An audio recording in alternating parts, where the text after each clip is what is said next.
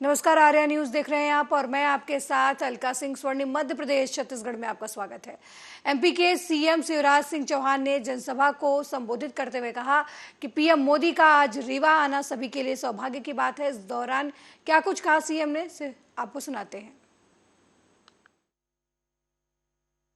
हम सबके सौभाग्य से आज मध्य प्रदेश और विंध्य की धरा पर पधारे हुए हैं। हजारों करोड़ रुपए की सौगात लेके पधारे हुए और एक मार्मिक संदेश, धरती कहे पुकार के का संदेश देने पधारे हुए हमारे प्रिय प्रधानमंत्री श्रीमान नरेंद्र मोदी जी, एक बार दोनों हाथ ऊपर उठा के तालियां बजा के स्वागत कीजिए प्रधानमंत्री जी का, वंदन कीजिए प्रधानमंत्री जी का, अभिनंदन कीजिए प्रधानमंत्री जी का। बोलिए भारत माता की। आज प्रधानमंत्री जी रीवा की धरती पर आए हैं। उनके नेतृत्व में देश बढ़ रहा है, मध्य प्रदेश बढ़ रहा है और उन्हीं के नेतृत्व में रीवा बदल गया है। आज देखिए रीवा के चारों तरफ चमचमाती हुई सड़कें।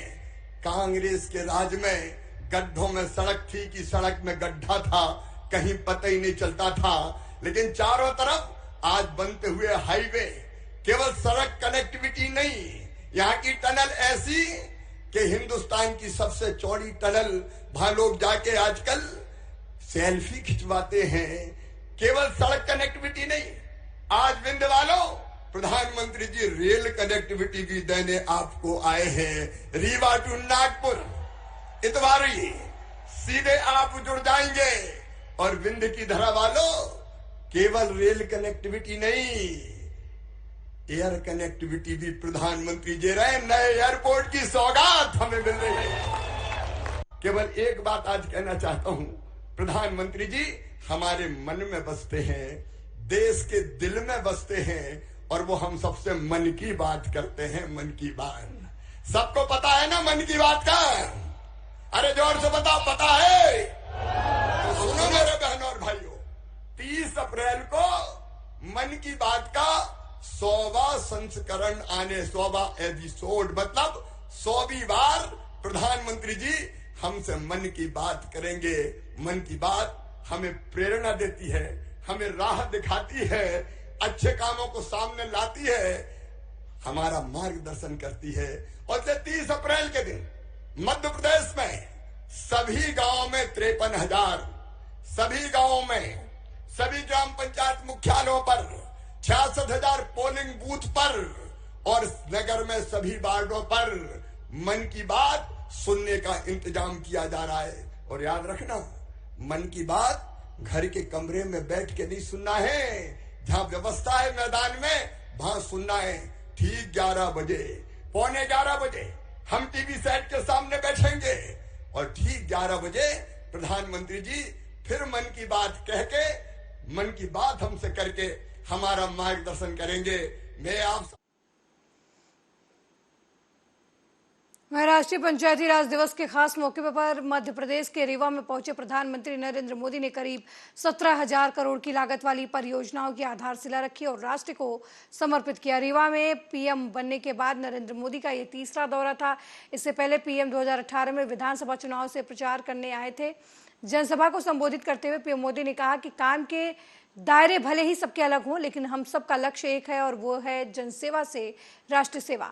आज ई ग्राम स्वराज और ई ग्राम पोर्टल को मिलाकर नई व्यवस्था लॉन्च की गई है, उससे आपका काम आसान होने वाला है। पीएम ने कहा कि भारत को विकसित बनाने के लिए भारत के गांव की आर्थिक व्यवस्था को विकसित करना जरूरी है। भारत के विकास में भारत के गांव के पंचायती व्यवस्था को भी विकसित करना जरूरी है। रीवा आया हूं, आपके बीच आया हूं और हमेशा मुझे आपका भरपूर प्यार और स्नेह मिलता रहा है। आज भी इतनी बड़ी संख्या में आप सभी लोग हमें आशीर्वाद देने आए हैं। मैं आप सभी का हृदय से आभार व्यक्त करता हूं। आप सभी को देश की 2.5 लाख से अधिक पंचायतों को राष्ट्रीय पंचायती राज दिवस की बहुत बहुत शुभकामनाएं। आज आपके साथ ही 30 लाख से ज्यादा पंचायत प्रतिनिधि भी हमारे साथ वर्चुअली जुड़े हुए हैं।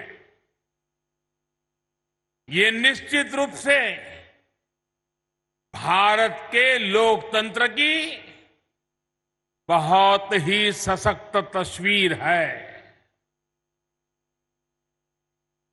हम सभी जनता के प्रतिनिधि हैं। हम सभी इस देश के लिए, इस लोकतंत्र के लिए समर्पित है। काम के दायरे भले ही अलग अलग हो, लेकिन लक्ष्य एक ही है, जन सेवा से राष्ट्र सेवा। कि गांव गरीब का जीवन आसान बनाने के लिए जो भी योजनाएं केंद्र सरकार ने बनाई हैं, उन्हें हमारी पंचायतें पूरी निष्ठा से जमीन पर उतार रही है। भाई और बहनों, आज यहां ई ग्राम स्वराज और ई ग्राम पोर्टल को मिलाकर जो नई व्यवस्था लॉन्च की गई है, उससे आपका काम और आसान होने वाला है। पीएम स्वामित्व योजना के तहत भी देश के 35 लाख ग्रामीण परिवारों को प्रॉपर्टी कार्ड दिए गए हैं। आज मध्य प्रदेश के विकास से जुड़ी 17,000 करोड़ रुपए से अधिक की परियोजनाओं का शिलान्यास और लोकार्पण भी हुआ है। इसमें रेलवे के प्रोजेक्ट्स हैं, गरीबों को पक्के घर के प्रोजेक्ट्स हैं, पानी से जुड़ी परियोजनाएं हैं, गांव गरीब का जीवन आसान बनाने वाले, रोजगार का निर्माण करने वाले इन प्रोजेक्ट्स के लिए भी मैं आप सभी को बहुत बहुत बधाई देता हूं। साथियों, आजादी के इस अमृत काल में हम सभी देशवासियों ने विकसित भारत का सपना देखा है और उसे पूरा करने के लिए दिन रात मेहनत कर रहे हैं। भारत को विकसित बनाने के लिए भारत के गांवों की सामाजिक व्यवस्था को विकसित करना जरूरी है। भारत को विकसित बनाने के लिए आज दतिया की अधिष्ठात्री देवी मां पीताम्बरा का प्राकट्य उत्सव भी धूमधाम के साथ मनाया गया। इस दौरान देश के तमाम राजनेता और मां के भक्त इस यात्रा में शामिल हुए। इस यात्रा में नगर में उत्सव का माहौल है, तो वहीं इस पर एमपी के गृह मंत्री नरोत्तम मिश्रा ने क्या कुछ कहा, आपको सुनवाएंगे। रस्से को खींच करके प्रारंभ करेंगे। अलौकिक दिन है, अद्भुत दिन है, अनुभूति का दिन है। आज सारा दतिया का वातावरण पिछले कई दिनों से भक्तिमय बना हुआ है। दिवाली देश के अंदर साल में एक दिन आती है, दतिया में 2 दिन की दिवाली होती है। कल दतिया के हर घर के आगे दीपक रखा था। 31,000 दीपक तो अकेले मायू पर ही रखे। वहीं छत्तीसगढ़ में इसी साल विधानसभा के चुनाव होने हैं। विधानसभा चुनाव के से उत्तर प्रदेश के सीएम योगी आदित्यनाथ के बुलडोजर मॉडल की एंट्री छत्तीसगढ़ में भी होने लगी है। नेता प्रतिपक्ष नारायण चंदेल ने कांग्रेस पर हमला करते हुए कहा कि राज्य में कांग्रेस की सरकार अपराधियों को संरक्षण देने वाली है। राज्य में बीजेपी की सरकार बनते ही हम अपराध मुक्त समाज देंगे। रविवार को वीडियो जारी कर नेता प्रतिपक्ष ने कहा कि आखिर कांग्रेस के लोग बुलडोजर से इतना डरते क्यों हैं। मंत्री अमरजीत सिंह के बयान पर प्रतिक्रिया देते हुए नारायण चंदेल ने कहा कि उनका बयान अपराधियों को संरक्षण देने वाला है। छत्तीसगढ़ प्रदेश में जैसे ही भारतीय जनता पार्टी की सरकार बनेगी, यहां पर अपराध और अपराधियों पर शासन का बुलडोजर चलेगा। कांग्रेस के लोग इतने चिंतित क्यों हैं? कांग्रेस के मंत्री अमरजीत भगत जी का बयान जो है वो अपराधियों को संरक्षण देने वाला है। हम छत्तीसगढ़ प्रदेश की जनता को विश्वास दिलाते हैं कि छत्तीसगढ़ में भय और भूख से मुक्त सरकार भारतीय जनता पार्टी देगी। आज भूपेश की सरकार में, छत्तीसगढ़ में कांग्रेस सरकार के जमाने में अपराधी बेखौफ हो गए, अपराधियों की ये शरण स्थली बन गई। हम जनता को दृढ़ संकल्पित होकर के विश्वास दिलाते हैं कि अपराध और अपराधियों पर।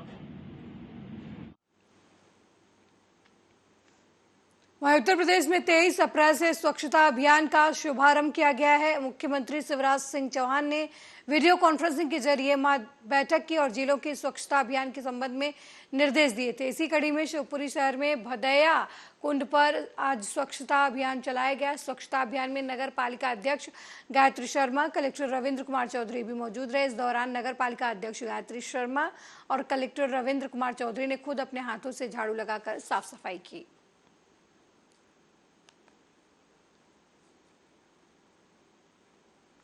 वहीं शिवपुरी जिले के खनियाधाना थाना क्षेत्र में रेत माफियाओं के हौसले इतने बुलंद है कि सारे नियमों को ताक पर रखकर अवैध रेत का उत्खनन करते हुए सरकार के लाखों रुपए का चूना लगाया जा रहा है। आज खनियाधाना पुलिस को मुखबिर से सूचना मिली कि धोबिया तालाब के पीछे जालमपुर में एक ट्रैक्टर ट्रॉली से अवैध उत्खनन रेत कर परिवहन किया जा रहा है। खनियाधाना थाना प्रभारी धनेन्द्र सिंह भदौरिया ने मुखबिर की सूचना पर तत्काल अवैध उत्खनन करते हुए ट्रैक्टर ट्रॉली को संचालक सहित पकड़ लिया और उसके खिलाफ मुकदमा दर्ज कर लिया। फिलहाल पुलिस आगे की कार्रवाई में जुट गई है। हमारे माननीय पुलिस अधीक्षक महोदय के आदेश पर अवैध शराब, अवैध जुआ सट्टा और अवैध रेत उत्खनन के विरुद्ध एक अभियान चलाया जा रहा है।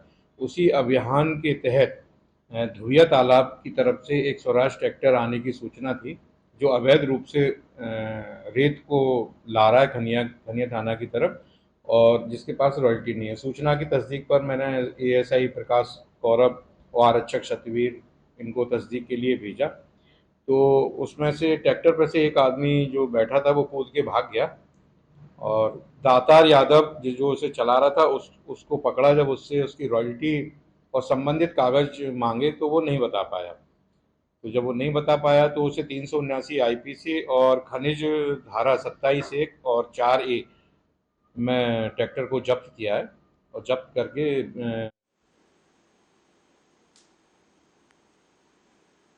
खबर मध्य प्रदेश के बैरसिया से है, जहां एक ट्रक ने सवारियों से भरी ऑटो को टक्कर मार दी। इस हादसे में कई लोगों के मारे जाने की आशंका जताई जा रही है।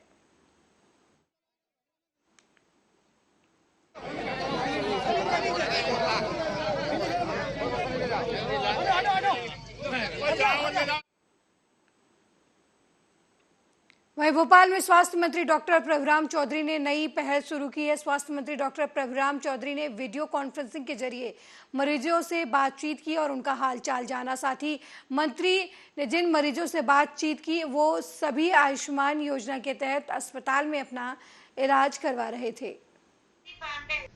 आपको वैसे भी जानकारी होगी कि मैं हर सोमवार को डिस्ट्रिक्ट अस्पताल, सामुदायिक अस्पताल, उप स्वास्थ्य केंद्र के जो यहाँ पर पेशेंट भर्ती होते हैं उनसे मैं बातचीत करता हूँ और उनसे हाल जानता हूँ कि वहाँ हमारी जो सेवाएं हैं स्वास्थ्य की वो ठीक से मिल रही कि नहीं, और कुछ उन्हें तो नहीं सुझाव देना है, कहीं कोई प्रॉब्लम तो नहीं हो रही। इसके लिए मैं बात करता हूँ, जिला अस्पताल में भी बात करता हूँ, सामुदायिक स्वास्थ्य केंद्र में भी, उप स्वास्थ्य केंद्र में भी बात करता हूँ। और आज जब मैंने आयुष्मान के जो पेशेंट प्राइवेट अस्पताल में भर्ती हैं उनसे भी आज अरविंदो अस्पताल में लगभग 4-5 पेशेंटों से मेरी डायरेक्ट बात हुई। कोई कैंसर का पेशेंट था, कोई दूसरा पेशेंट थे जिनका आयुष्मान कार्ड लगा हुआ है, उन्हें कुछ दिक्कत तो नहीं आ रही है। ये सारी चीज़ें हम जानते हैं। और जो हमारे सिविल सर्जन हैं, सीएमओ हैं, वहाँ डॉक्टर हैं, सीएचओ हैं, उनसे भी बातचीत करते हैं कि वहाँ पर उन्हें और कोई दिक्कत तो नहीं हो रही है, जिससे कि हम और। खबर एमपी की विदिशा से है, जहां कोतवाली के उदयगिरी में रहने वाले 32 साल के अशोक कुशवाहा की अज्ञात व्यक्ति ने चाकू से गोदकर हत्या कर दी। घटना शनिवार देर रात 8:30 बजे की बताई जा रही है। रविवार दोपहर को कोतवाली थाना TI Ashutosh Singh, FSL team और अन्य पुलिसकर्मियों के साथ घटनास्थल पर पहुंचे और मामले की जांच शुरू कर दी। घटना की जानकारी देते हुए टीआई ने कहा कि जल्द ही आरोपियों को गिरफ्तार किया जाएगा। रात में पुलिस को सूचना मिली थी कि उदयगिरी के पास जो शमशान रोड है वहाँ पर एक डेड बॉडी है, तो तत्काल पुलिस मौके पर पहुँचती है। उस अज्ञात बॉडी की शिनाख्त अशोक कुशवाहा के रूप में करती है, जो उदयगिरी का ही निवासी है। पुलिस ने इसमें मामला कायम किया है।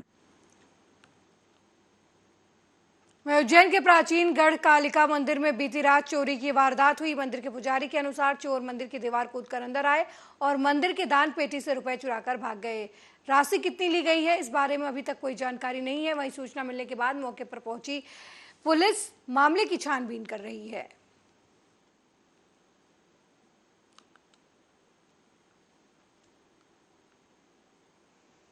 अगली खबर नर्मदापुरम से है, जहां चोरों ने गायत्री कॉलोनी के एक घर में घुसकर चोरी की घटना को अंजाम दिया और लाखों का सामान लेकर मौके से फरार हो गए। घटना की जानकारी देते हुए मंगलवारा थाना प्रभारी उमेश कुमार तिवारी ने बताया कि सांडिया रोड महाराणा प्रताप वार्ड निवासी शैलेंद्र की शिकायत पर शनिवार दरमियान रात अज्ञात चोरों ने इनका कीमती सामान चोरी कर लिया।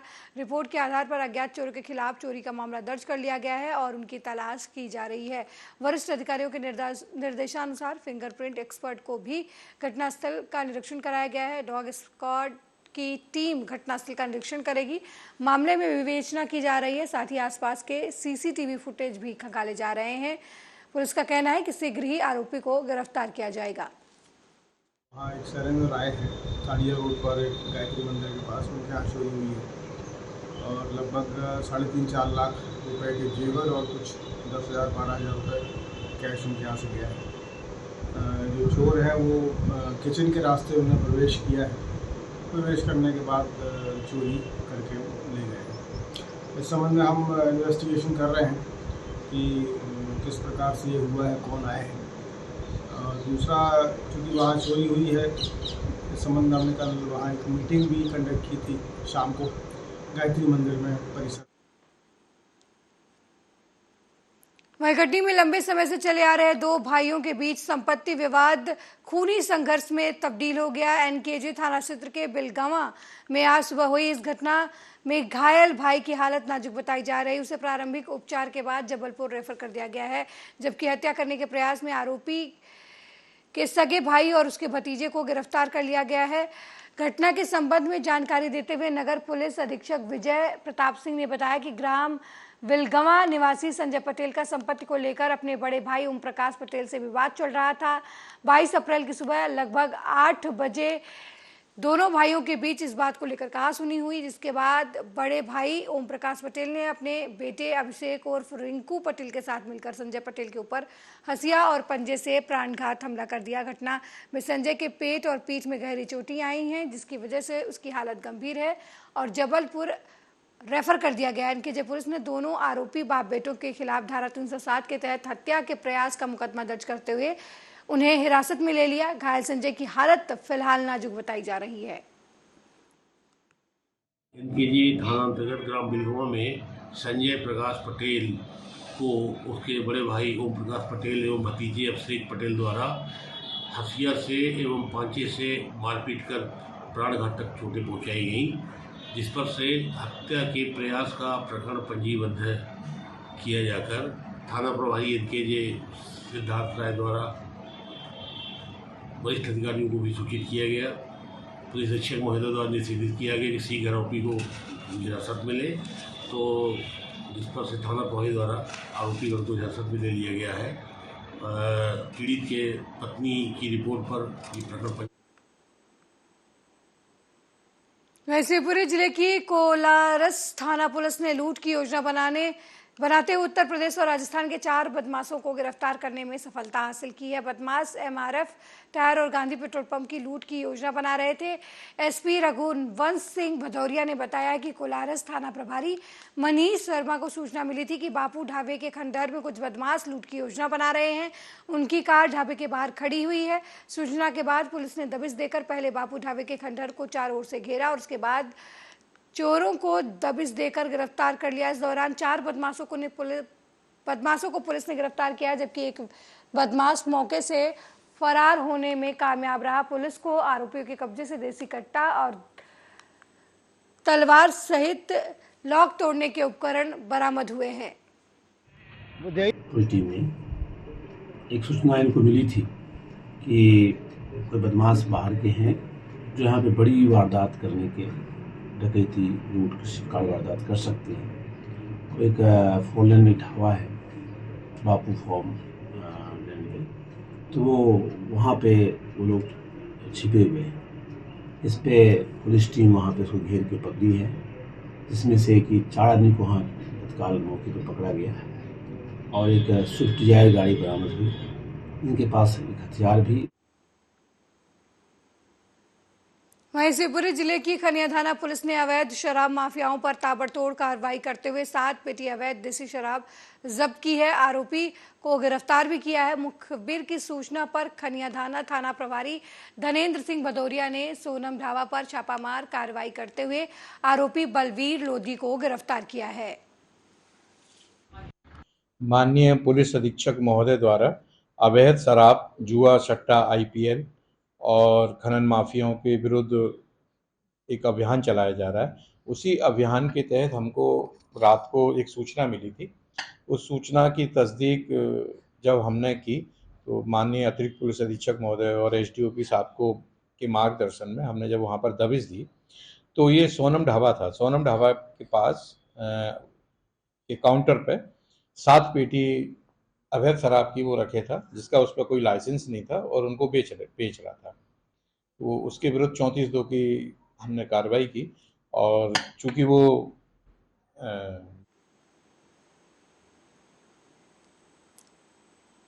मेरे साथ स्वर्णिम मध्य प्रदेश छत्तीसगढ़ में फिलहाल इतना ही। देश दुनिया की तमाम खबरों को देखने के लिए देखते रहिए आर्या न्यूज़। नमस्कार।